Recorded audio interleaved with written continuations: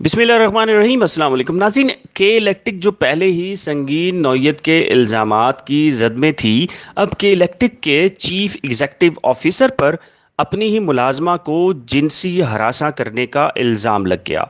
जी हाँ नाज़रीन, CEO मोअन्नस अलवी की जानिब से खातून को मीडिया कंसल्टेंट की नौकरी देने का मकसद क्या था।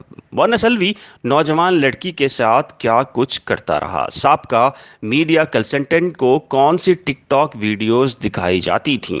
औरत मार्च पर मोअन्नस अलवी ने क्या नामुनासिब रिमार्क्स दिए और क्या मोअन्नस अलवी पर लगाए गए इल्ज़ामात साबित हो चुके या नहीं, आज इस व्लॉग में आपको तफसील से बताएंगे। आगे बढ़ने से कबल अगर आपने हमारे चैनल को सब्सक्राइब नहीं किया तो हमारे चैनल को सब्सक्राइब कर दीजिए, वीडियो को लाइक और बेल आइकन को लाजिम प्रेस कीजिएगा ताकि हमारी कोई भी वीडियो आपसे मिस ना हो। नाज़रीन नीचे दिए गए कमेंट सेक्शन में आपकी कीमती राय का भी इंतजार रहेगा। जी हाँ नाज़रीन, के इलेक्ट्रिक जिस पर कराची वालों का खून चूसने, अरबों खरबों का तांबा बेच डालने समेत संगीन नौयत के इल्ज़ामात हैं, अब उसके अपने ही चीफ एग्जीक्यूटिव ऑफिसर यानी मोअन्नस अलवी पर जिनसी हरासा करने का इल्ज़ाम आयद कर दिया गया है, जो किसी और की जानिब से नहीं बल्कि साबका मीडिया कंसल्टेंट के इलेक्ट्रिक महरीन अजीज़ ख़ान की जानिब से लगाया गया। महरीन अजीज़ ख़ान कहती हैं कि मोअन्नस अलवी ने ख़ुद बुलाकर जॉब दी और कहा कि शहरियों की नज़र में कि इलेक्ट्रिक का इमेज ख़राब है, जिसे ठीक करने के लिए आपकी मदद दरकार है।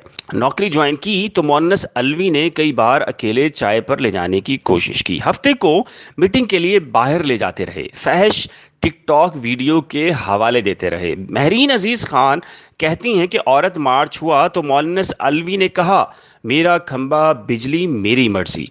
नेपरा की मीटिंग में एक खातून ने भी मोअन्नस अलवी पर औरतों से मुतल्लिक बदतमीज़ी करने का इल्ज़ाम आयद किया।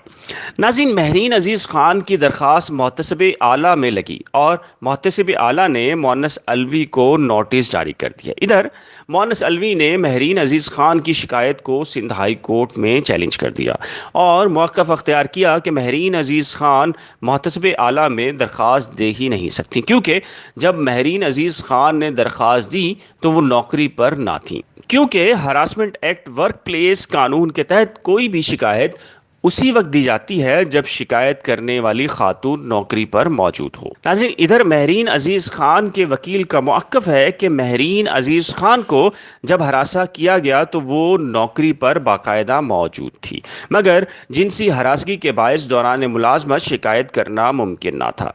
अदालत ने अब दोनों फ़रीक़ैन से मज़ीद दलाइल तलब कर रखे हैं। अब देखना यह है कि मोअन्नस अलवी पर लगाए गए इल्ज़ामात में कितनी सदाकत है और अदालत किसके हक में फैसला सुनाती है। नाज़रीन, अदालती फैसला आने तक यकीनन महरीन अजीज़ ख़ान का दावा महज इल्ज़ाम ही है।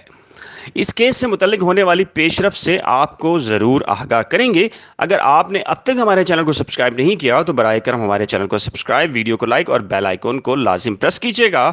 एक नई वीडियो के साथ जल्द हाजिर होंगे, तब तक के लिए खुदा हाफिज़।